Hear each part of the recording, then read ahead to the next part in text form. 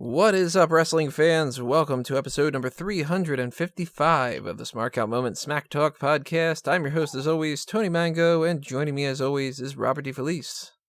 Hello, 355. That is a lot, Tony. Congratulations. I don't even know why I'm numbering them anymore, because really, if you think about it, I mean, we do more than one episode a week. So now that I split it up and it's not like one giant recording of a bunch of videos, but two separate recordings or three separate recordings or whatever, at this point it's probably something like episode like 480 or whatever.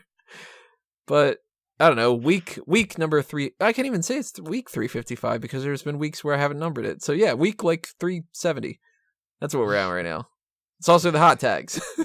If you don't know what the hot tags is, it's pretty much our news breakdown, but it's not just news, it's current events, you know, the rumors, the gossip, the shenanigans, the bullshit, whatever else happened in the world of professional wrestling over the past couple of days that we want to talk about beyond the idea of just recapping, you know, Raw, SmackDown, and all the goddamn other shows that we have to cover all the time, including Hell in a Cell, but we will talk about Hell in a Cell momentarily at the very least for one, maybe two of these hot tags.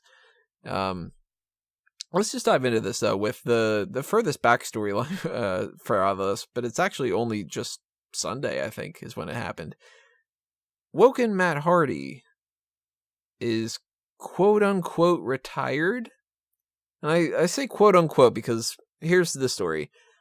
Matt Hardy puts up a YouTube video, and in that YouTube video, he, you know, in so many words says, I fulfilled all my obligations and all my commitments and my dates, and now it's time for me to ride off into the sunset.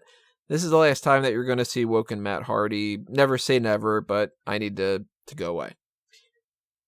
The WWE.com article that's about this also does the same thing, where they say Woken Matt Hardy, and they always specify Woken Matt Hardy. There's no official, like, he didn't come out on Monday Night Raw and say that he's retired. There wasn't some more official post on WWE.com. It comes off to me more like they're trying to say Woken Matt Hardy is retired, but they're leaving it open in the future for Matt Hardy to come back. You agree?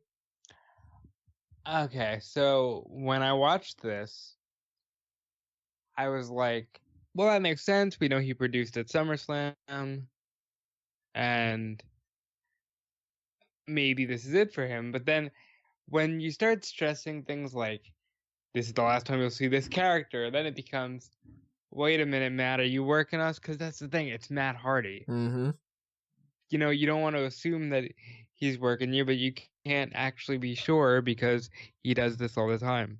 And I really feel like with the way things have been, this is the right time for him to retire. But maybe he'll be back as Matt Hardy, but it won't be on a full-time basis. And that's why they're at least letting you know that the Woken gimmick is done, because you won't be around to actually enhance that character. I mean, yeah, I can't imagine that the Woken thing would continue. And that's partially because it didn't really go over as well as it could have, and partially because if he is actually injured enough, they're not going to want to keep him, and he's not going to want to wrestle a full-time, regular roster type of thing. But, you know, you give him a couple of months, he heals up, you know, his injuries kind of aren't really nagging him as much. By that time, Jeff Hardy's probably rested up a little bit too, and maybe we get like one last Hardy Boys run or something like that. We could. I do think Jeff is probably also done on a full-time basis. I just had that feeling. I mean, I feel like if you get to a certain age, you should probably be done on a full-time basis no matter what, you know? Like, really, do they need some of these people to wrestle on multiple house shows per week or something like that every week? House shows are house shows. But I also think that the older guys tend to prefer house shows. Like, you know how Jericho did the thing where he was like, yeah, I'm coming back, but I'm only doing house shows. And Batista even said, you know, I'd love to do a house show tour because I don't want to deal with TV and the bullshit of TV. I mean, it is But more important, but I could see where that would be more fun, too. Yeah, you can play around more on a house show. Doesn't Yeah. matter, though. That's the problem. That's true. But with the new advent of these Super Showdowns and Greatest Royal Rumbles, I think that's a new platform for these part-time guys. Yeah, well, we're definitely going to be talking about that. We'll get into that in a little bit, though. But the Woken Matt Hardy thing, I think we shouldn't put it to rest. I don't think that this is an official retirement. I think we kind of need to keep our eyes on it a little bit. Well, we also know that, they live in North Carolina, they're dealing with the flooding, and I don't know if you have this on the hot tags, but is it true that one of the members of the Revival lost his house? I think there was something about that. Scott Dawson tweeted something about it, or it might not have been his house. It might have been like his family or something like that. I don't know for sure. And thoughts go out to them, but I think that's another reason Matt wants to go home right now. I think really, guys, they made their living being crazy. That wasn't gonna last forever. Ric Flair could go until he was 60 because all he did was chop woo, chop woo. If you're Jeff Hardy or Matt Hardy, you can't do that. Yeah, you should have pretty much been misbeaten up years ago.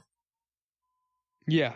For all intents and purposes. Not that, like, hey, you should do that. Like, not wishing it upon him, but you know what I mean. Yeah. Either way, I mean, he might be retired, and if that's the case, then Matt Hardy's had a long career. He's going into the Hall of Fame at some point anyway with Jeff. It's kind of just a shitty way to go, I think, to just be like, we're going to lose to the B team and then just kind of stop existing. Fade into black, yeah. Yeah. But I really think Matt Hardy, his forte is creative. And I think if they let him run wild in creative, more so than as an agent, but really like in the creative process and character development, he could have a lasting impact on the industry even greater than the one that he had as a wrestler. Maybe. We'll have to see. Yeah. Let's talk about legacy when it comes to Mick Foley, because Foley was a part of Hell in a Cell. He got maced and that was it. But before that, they recorded a special that aired after Hell in a Cell, 20 Years of Hell. And did you get a chance to check it out? Yeah, and he had been going around doing these shows for a while. I guess this was just the one that they decided to record. Yeah, it was basically what he's been doing with his comedy tours. And I mean, I haven't seen his comedy tour before to be able to like draw any comparisons, but the little bits and pieces that I had seen, it seems like it's kind of the same thing. You get stand-up comedians, they go up there, they have their stool, they have their water, they just kind of like, start telling your stories and telling you jokes. In his capacity, he's not a stand-up comedian, so he's going to be telling you the stories instead of like, he's not popping out zingers left and right like Stephen Wright or something like that. Or that too. I mean, it was funny in my mind, but it was also like, you can't go into it expecting George Carlin, Right. He's a professional wrestler. He's not a professional stand-up comedian. So I liked it, but I did realize about maybe half an hour in that I was like, all right, can we kind of like maybe speed it up a little bit? And it was only like an hour and 10 minutes long or something like that. So it wasn't like it was long, but I don't know. I kind of, I've heard some of the stories before, so it didn't land as well. And some of the jokes I were like, it's kind of softball. And, I still think it's worth checking out, but it wasn't like super amazing awesome. Did you see they put out a video where Foley and Taker are actually discussing the Hell in a Cell? Where did they put that? I didn't see that. They put that on their YouTube. Glossed over it. And totally didn't Taker's notice. actually discussing this match, and he's talking about the fact that he had a broken foot going into the damn match, and if he didn't stand on the support beams when he chokeslammed Foley would have died because his weight would have also come down on top of Foley, including on top of the chair, on top of everything else. And he says like he was so distracted and laughing at what he thought was a booger, and then he finds out that it's actually his tooth. Yeah, that would have sucked. I mean, it was brutal as it was, and the fact that it could have been worse is even, like, scarier. Yeah. So, I mean, Foley talks about that. He talks about a lot of the stuff that if you are familiar with, the backstory, then you're pretty, you know what's going on and stuff like that. But How do you feel about him being bitter about, for a long time he was just like, God damn it, that's the only thing that people care about and that they know me for. I get it. Makes sense. Yeah. How many times do you really want to talk about the same couple of things over and over and over again, especially when you get the same questions? Like, you got to figure, he brings up Shockmaster in the special. How many times does he have to get the whole, like, hey, you're the Shockmaster, what was it like when you fell? It's like, it's fucking sucked. Like, you know what I mean? Like, so, yeah, I get it. But I like how he says that eventually he came around to it. Because when push comes to shove, if you're known for one thing, then to a certain extent, you have to kind of acknowledge that, hey, Mick Foley wasn't known for one thing, but that's the main thing that he is known for. It's your bread and butter. It's, it's the thing that made you. And that's not necessarily a bad thing, I don't think it's fair to Foley to say that. That's like saying, if after everything Hogan went through, well, the NWO is what made you, like, he had a whole extensive career on top of that, and he really put his body through a lot worse. It's just that the sheer spectacle of him nearly dying on Worldwide Pay-Per-View, I think, is what makes it the thing that stands out. Yeah, but I mean, like, with somebody like Hogan, you're going to go to the NWO thing, you're going to go to Hogan Andre, WrestleMania 3, you're going to go to Hulkamania in general. He had a lot of things going on. Foley, I can't imagine that many people looking at Mick Foley's career and going, like, the first reaction that they have is Dude Love, for instance. Like, I'm a big fan of Foley. He's in my top 5 favorites of all time, most likely. But the first thing I think of when somebody says Mick Foley is him getting thrown off the cell. Then I start getting into a little bit of other stuff. Jack, and then I think him getting tossed off the house. Yeah, very rarely is somebody like, hey, former Raw general manager. Like, it's just one of those things. Yeah. But I like the special enough that I would recommend people should check it out if they want to. Absolutely. It's not, a complete laugh riot 24/7 throughout the whole thing, especially because it's not 24 hours long. But yeah, thumbs up for my end. Another story about Hell in a Cell, though, is 2 signs that were confiscated at the very least. That they made the news circuit. One of them being "Boo the Woo," and one of them being "I'm only here because All In sold out." Yeah. So WWE took those signs, which the "Boo the Woo" one to me is something that I would really love people to bring up to Road Dogg. Because Road Dogg has been arguing on Twitter saying, well, we're not making Becky Lynch a heel, we're making her just a badass who has a problem with Charlotte, and we're not trying to tell you what to think, when it's blatantly fucking obvious that that's the case. And if they're even taking signs that are supposed to be anti-Charlotte, then they're trying to censor that point of view.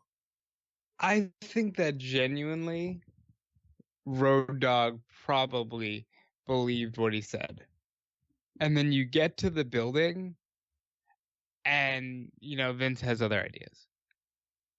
And I think that's just what it is. Like, Boo the Woo is something that Becky had been saying. She on Twitter, she'd be like, I'm going to show you why they boo the woo. And even when this story got out, Becky retweeted it with the added caption of hashtag I boo the woo.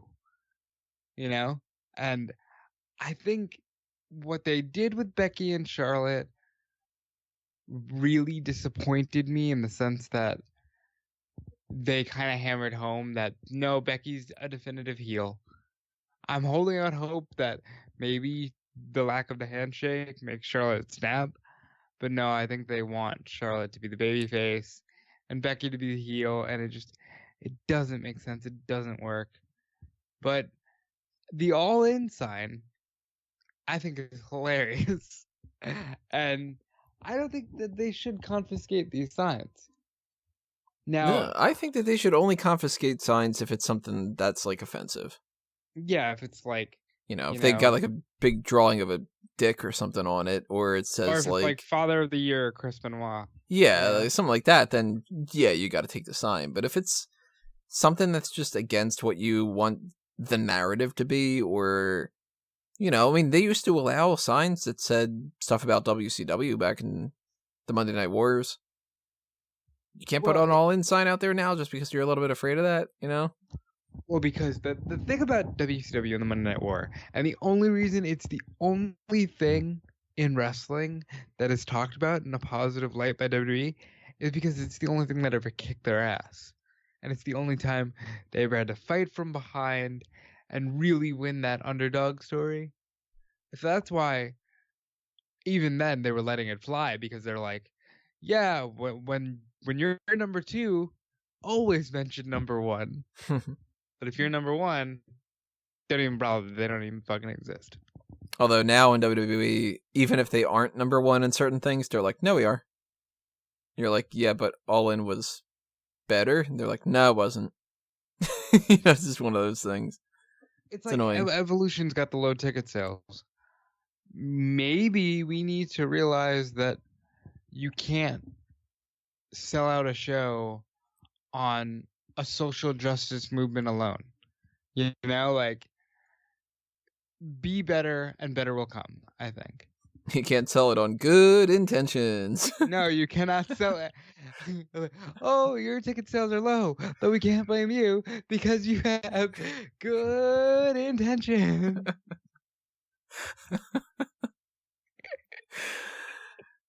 Let's see. We're talking about WWE shows here. Let's just pounce around to these 2 stories. One of them's the main topic that we got going on, but before that one, they have announced that Starrcade is officially returning, and it's returning again in a house show capacity. More than likely, it doesn't seem like they're going to be recording it and all that other kind of stuff, but the way the WWE is nowadays, you never know. They like to add extra shit onto the card. Starrcade is going to be coming November 24th to the U.S. Bank Arena in Cincinnati, Ohio. The card is essentially a bunch of rematches right now. It's like, well, Samoa Joe and AJ Styles have had 17 matches. Let's put them in a steel cage. Charlotte and Becky keep having matches. So let's put them in a steel cage, and so on and so forth. So it seems like it's basically what it is last year. For some reason, they do have this like fascination with the Starrcade name, even though Dusty's not there, and they weren't WCW, and they never really held a lot of those things in high esteem. Something with Starrcade, and I'm assuming that it's Cody, is making them want to keep using this. I'm going to go further and just guess it's Triple H. I think Triple H, we know he's a mark for the NWA. I think he's like, this is a cool name. Why aren't we using it? We own it. Why aren't we using it? I never got the name. Like, Starrcade. Like, what? I get Star, and I mean, arcade. But it's kind of like, an arcade is not the thing I think of for wrestling, and then they've got the extra R in there. And I don't know. It's kind of like, I don't quite get it. Now that you mention it, I never got it myself, but it sounds cool. Starrcast seems like it makes more sense to me than Starrcade. Well, yes, because the stars are podcasting. Yeah, like that makes sense, even though it's an extra R. But then again, WWE had the core, and that's, all fucked up. Starrcade itself is just kind of like, I don't dislike the name or anything like that, but the name just never made any sense to me. This is one that I really have been mad about every year since, I guess, 2001. WWE Halloween Havoc would probably be so much fun. Because they like to get theatrical, and Halloween Havoc is a fun name. I don't know why they never used it.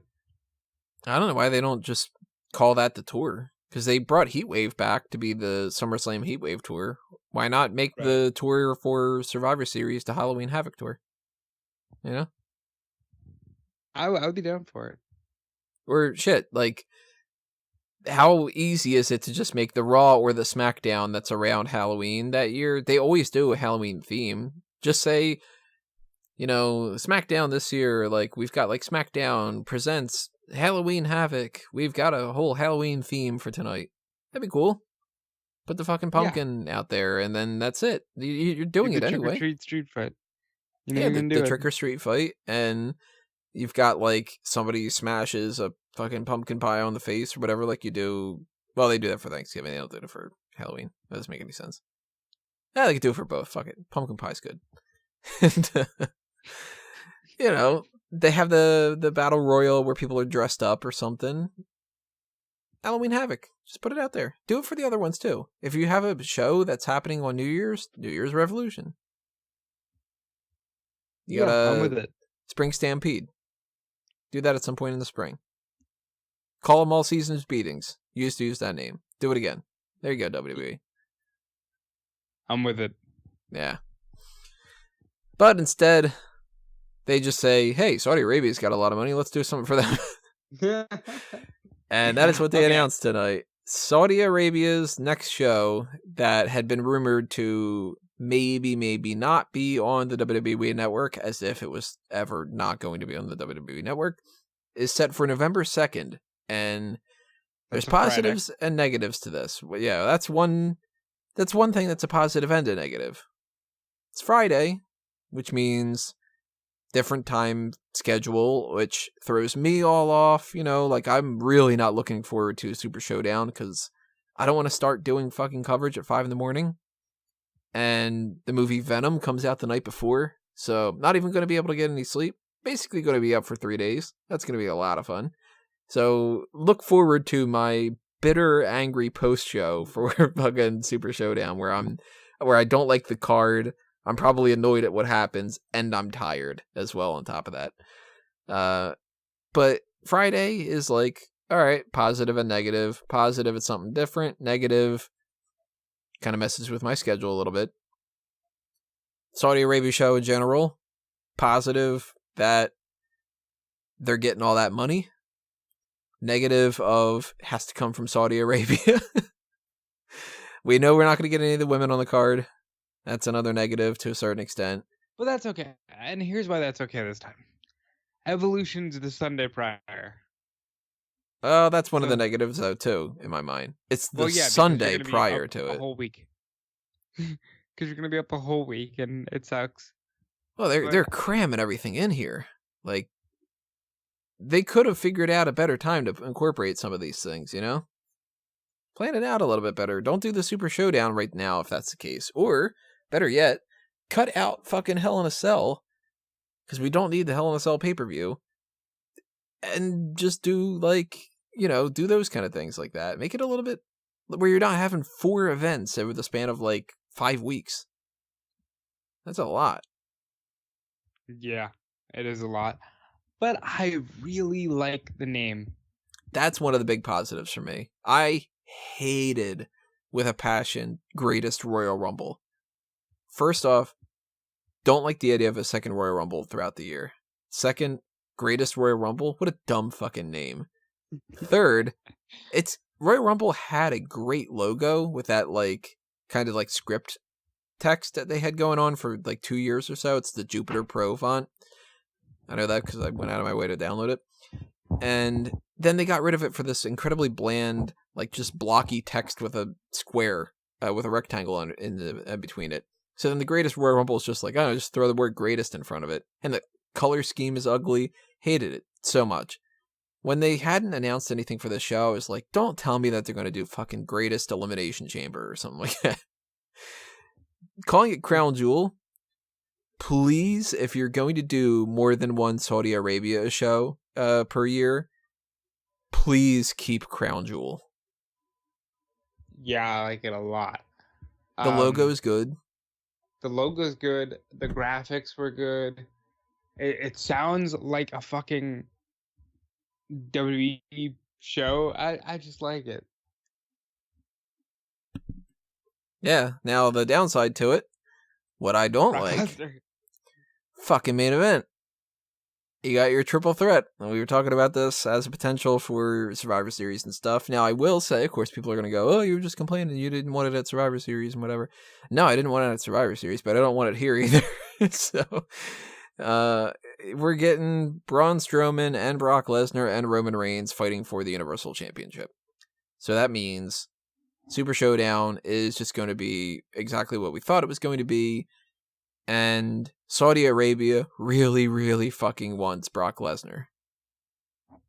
Well, I was doing the WrestleZone Daily, and Kevin Kellam was talking about the Prince of Saudi Arabia is throwing a lot of money at WWE, and he's very big on getting these attitude guys because that's, the WWE he's most familiar with. So that's why you're seeing Brock Lesnar and Ray and I'm just gonna say it here, Shawn Michaels and Undertaker. Yeah, Taker, and how he was kind of like, yeah, I want Yokozuna back. Yeah, it's like that's what this guy is apparently looking for. And I hope they do a better job this time of not sticking a bunch of Saudi businessmen in the front who just look so fucking disinterested. But I'm not holding out hope. We'll see. Right now, we have a triple threat match that feels like a big deal. We have a rumored match that I won't even get into here, but that is a fucking huge deal, just in the sense of wow. Well, it's something we can talk about very quickly. They did announce it tonight. I mean, we're going to talk more about this when it comes to the Super Showdown, but it seems like the direction that they're heading is Undertaker and Kane, Brothers of Destruction, versus Triple H and Shawn Michaels, D-Generation X. Means Michaels comes out of retirement. We get 4 Attitude Era guys, and it's that type of match where nothing is necessarily on the line, nothing is interfering with anything that's going on in the storylines right now, and they can just very easily piggyback off of nostalgia and just have, hey, DX versus Brothers of Destruction. You guys will watch that, right? And people go, yeah, that'd be great. Not realizing that it's not 1998. Yeah, it's very weird. Also, real quick, can you imagine Kane saying to his let's just call her his intern, his constituents and stuff. Let's just say to his intern, well, Janet, I need you to watch over the office for me. I've got to go to Australia and pretend to be a burned demon and help my dead wizard brother beat these 2 degenerate guys who are going to tell us to suck their dicks. It's just so wacky. But it's okay because one of the guys is one of the owners of the companies. Yeah, it's so weird. But I love it. It's the fun stories of wrestling. It is really strange. Also, a little bit strange for me. Not as strange as that, but just a little bit to where I was like, huh. They've already put out there that there's going to be a World Cup tournament. My gut reaction to that was... At Crown Jewel? Yep. That's that little trophy that they've got in that one picture. They haven't specified what it is. I mean, we know it's a trophy, but it's labeled something like a World Cup tournament to determine, quote, the best ever. Which is like... It strikes me as like a little kid just being like, nuh-uh, I'm the best ever. Well, clearly that's got to be a translational thing, because it's just like, well, it's the greatest Royal Rumble, and you're fighting the best ever. The actual text is probably like the best, period. So it's like the best right now, but it translates to the best ever, or the greatest. Very, very strange. Well, it's sort of like WWE is always so grandiose about everything that they're always just kind of like, Hell in a Cell was the most vicious Hell in a Cell match we've ever seen, and it's like, nah, it wasn't. But everything has to be the best ever. And it's like, to me, that's them actually just not even trying anymore and just saying the best ever. And it's like, I could imagine them doing some kind of thing where they do some tournament and it comes down to whoever the fuck wins it. I don't know. It doesn't matter. Clearly, it doesn't matter because the greatest Royal Rumble didn't matter. And then they clarify, like, Bobby Lashley or somebody. It's like, well, Bobby Lashley has won the World Cup tournament. He is the best ever. It's just so stupid. Well, okay, on the one hand, they could do some really cool shit with this. But at the same time, it's Saudi Arabia, and I won't hold that hope.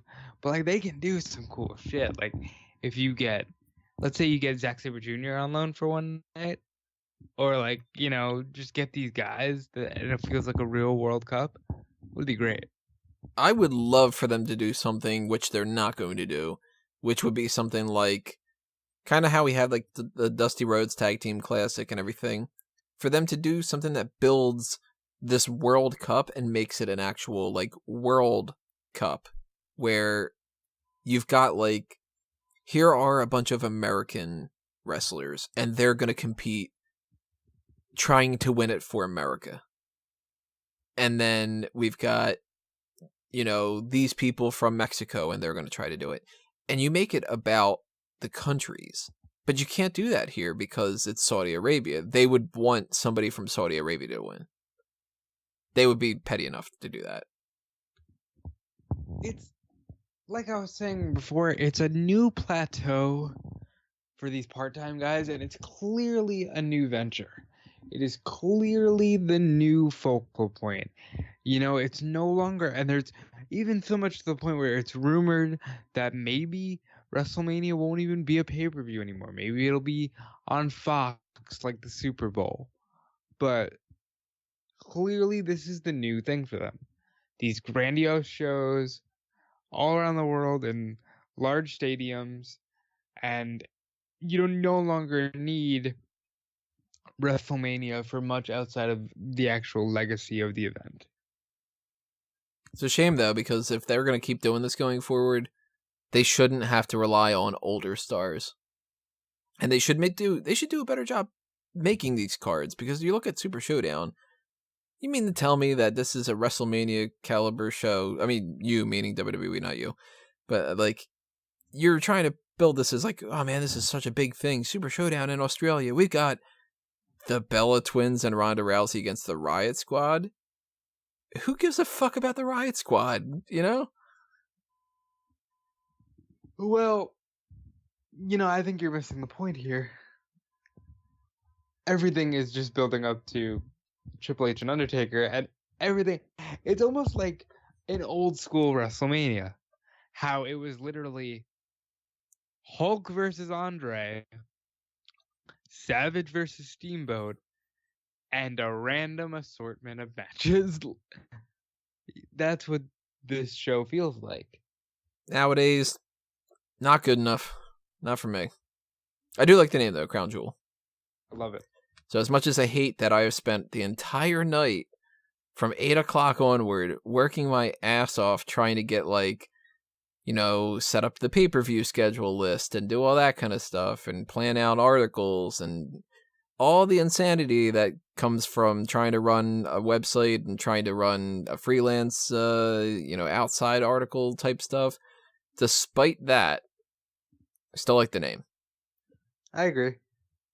That'll probably be the one positive I'm saying about it the whole time. I'll probably be like, this World Cup idea is dumb, and I hate the main event. I'm so sick of fucking Brock, and I'm so sick of heel Braun Strowman, and I'm so sick of Roman Reigns, and this match sucks, and that sucks, and that sucks. Good fucking name. It'll probably be like that. Name-wise, though, I want to talk about another thing real quick. Another trademark. WWE has filed for BB. It's literally just 2 Bs. I have no idea what that would be. Could be anything. Could be a woman ballet like they had in the past. Could be Bam Bam. It said that it was something from more on like the merchandise side, but I can't imagine it being like WWE BB means Balor and Bailey. And then like some kind of Balor and Bailey shirt type thing or something like that. Like, I don't know. It's just BB. Huh. If you have any conspiracy theories, drop them in the comments below. There's my conspiracy theory. Balor and Bailey, they're a mixed match challenge team, aren't they? Yeah, they are. And it could also be BB for Banks and Bobby. That's a lot stupider, but whatever. Hope it's not something really bad, like the BB is like their baby clothesline, and it's like, oh, baby, like, one of those. I hate that It could also crap. be Brie Bella, Brie and Brian. Lots of BBs in these mixed tags. What's going on with the letter B? 2B, or... Oh, also, the Bella Twins' little logo looks like a BB. It almost looks like Bam Bam's old logo. The one that was on his ring gear. I'm drawing a blank. It's just like a B. Oh, I got... And a backwards B. Oh, so it looks almost like an 8? Yeah. Yeah, see, I can't remember the way that specifically looks, but I do have Bam Bam's theme stuck in my head now. So Bam, bam. I got that going for me, which is nice. And final hot tag that I've got written down here is the latest little special on the WWE Network, which was I think it's the season finale of WWE Storytime, which is Family Feuds. Did you watch that one? I didn't see that. Here's a breakdown. Skip it, for one. So I'll go ahead and spoil it for everybody. If you don't want to know, then, plugs are plugs. That's the same old stuff. I'll see you later. But here's the breakdown of the 5 stories. Number 1 was The Quick Sleeper, which was Jake the Snake Roberts telling a story about how he used to use a sleeper hold, and he went and he saw Stu Hart one time. Stu Hart started talking about how he's got a bunch of great sleeper holds, and then he put them on Brett. There you go. It's the entire story. Which, the only note that I have written down about it when I was watching it was, Jesus Christ, did Jake the Snake film 400 of these in one shot? He's on every damn episode. Because he really is. I don't know why. They use Jake the Snake on, I think, every single episode. Yeah, I think sometimes they go to a guy's house or they meet up with him at the studio, and they're like, all right, we've got you for 4 hours, and we're just going to throw a bunch of shit at you. Either that, or they had already done the asset work for his character model, and they were like, well, just keep using this. It's easy, Yeah. So that story's that one. Kind of a bust. Then there's... Oh, good. We haven't talked about 205 Live. What about 205? Oh, that they're moving? They're moving to Wednesdays. I figured that's another story for another time, because who knows what's happening there.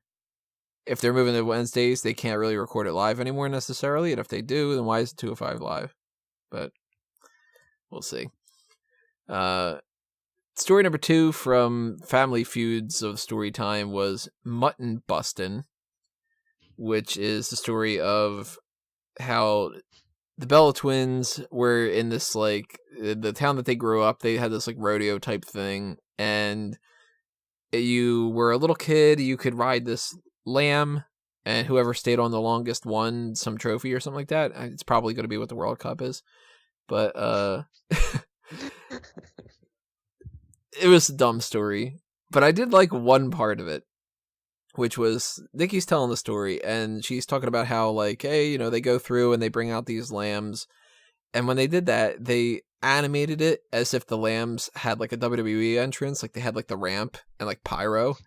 And that made me chuckle, because I was just kind of all right, that's kind of funny. They actually, oh, the lambs come out with an entrance, and they have, sunglasses on and all this other kind of shit. I was like, that's cute, that's funny. The rest of the story, though, dumb as shit. Heyman was the 3rd story. It was I'm in huge trouble, because they really thought hard about these titles.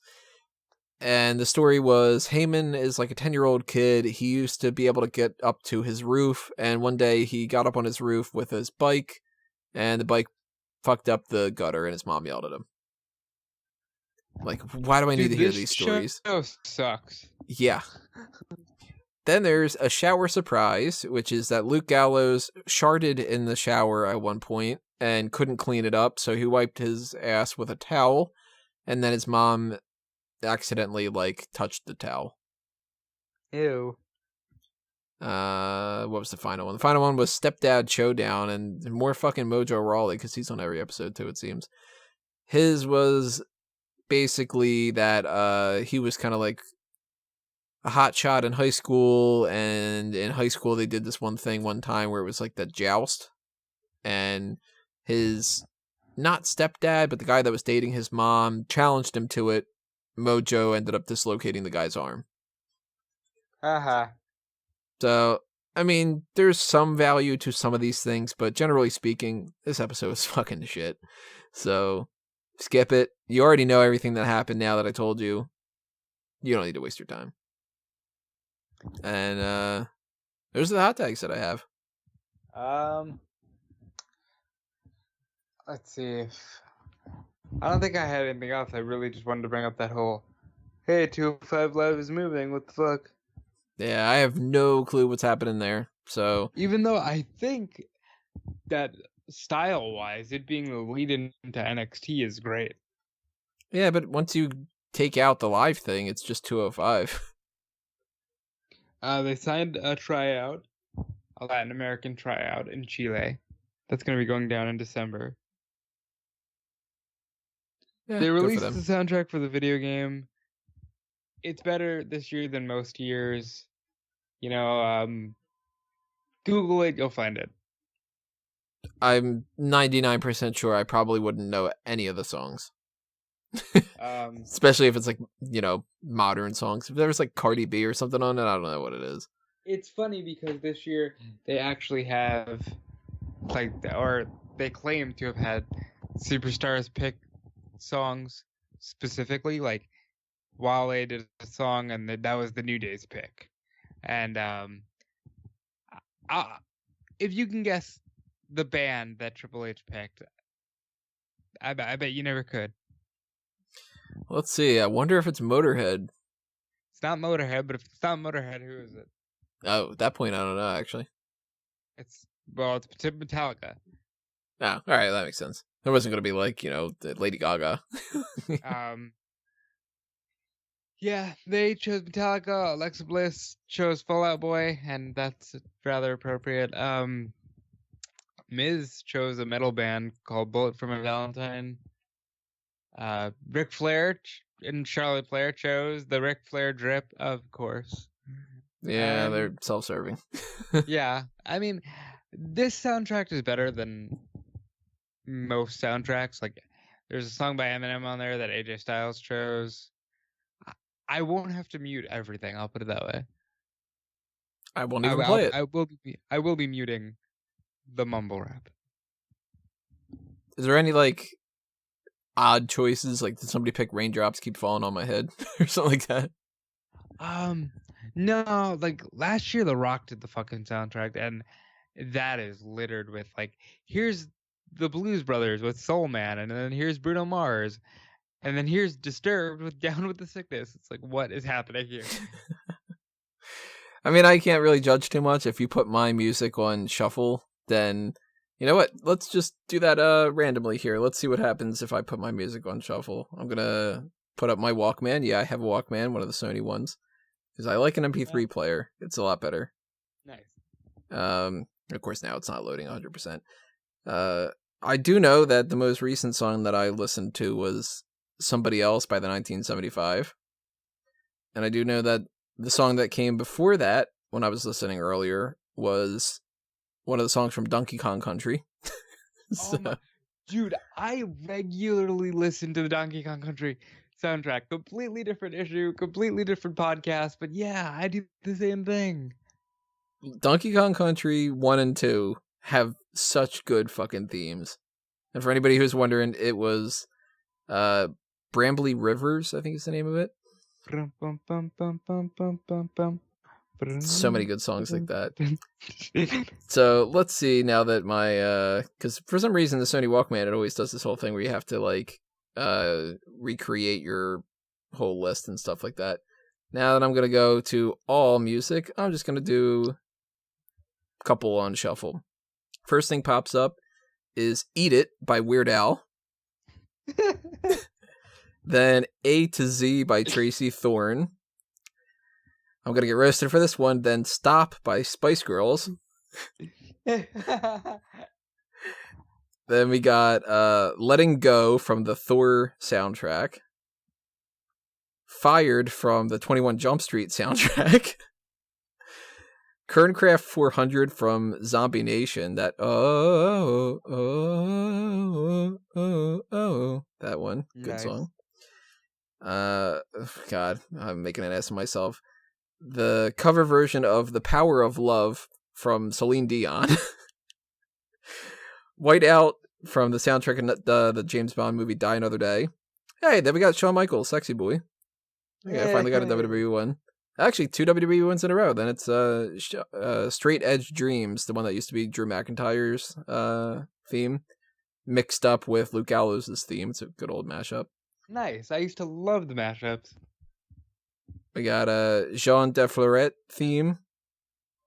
Good old movie soundtrack. Life Called Lust by Hollywood Undead. You know, a lot of different options there. So I would not be a good choice to pick a soundtrack for stuff. I got Enigma. I've got Miserlou from Pulp Fiction. Mighty Morphin Power Rangers just popped up. And now, just to make it a complete ass of myself, If Everyone Cared by Nickelback. Yes, I do have some Nickelback. Ooh. doing that Nickelback listening unironically. Burn it to the ground, man. Good song. Yeah, so that's a good way to soundtrack wise. Why not? I have more positive things to say about my music collection than I do about Crown Jewel, other than the name. Good fucking name. That'll be my quote over and over again. So thank you, of course, for listening to this, everybody. If you want to leave your comments below and tell us what you think about that, then, you know, go ahead and do it. And, if you want to hear more ramblings of different things about stuff like the music soundtracks and, you know, the other kind of shit that I have in my collection or whatever like that, then you're in luck, because the mailbag is at least tentatively scheduled for this week. So send in your mailbag questions and send them in as soon as you can. We might be recording them on Wednesday, and there's a slight chance we might push that to Thursday, but I'm thinking more so Wednesday. So you got to send them in before we record that. So today, you're probably listening to this on Tuesday. Send them in while you're listening to this. It's the end of the podcast, so you know already.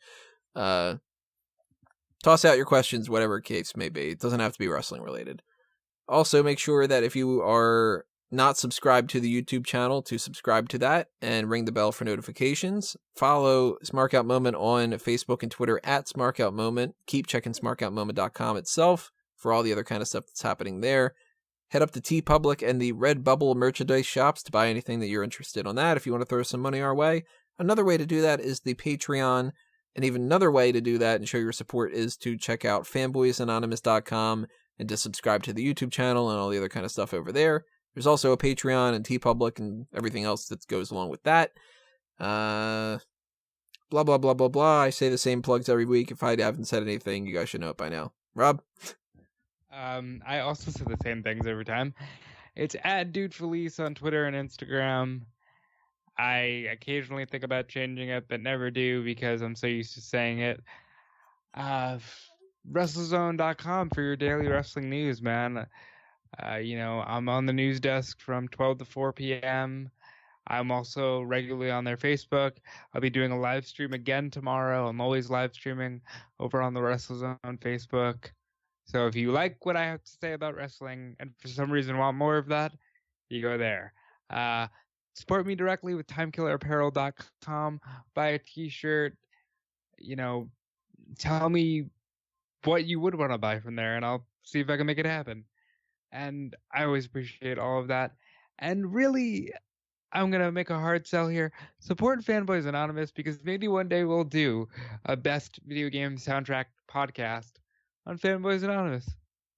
If you are interested in more things that are not wrestling related and you want more entertainment based stuff, that's where you're going to find it. And the more support you give to Fanboys, the more likely I am to do more content. So, hey, I just got done watching The People vs. OJ for the first time. Really would have loved to have done some kind of a podcast on that. It's a little bit too late now. Don't have the motivation to do it as far as monetary kind of side of things, but you know, people are into non-wrestling stuff. You might get some cool opinions like that out there. So, fanboys, do it. Do it.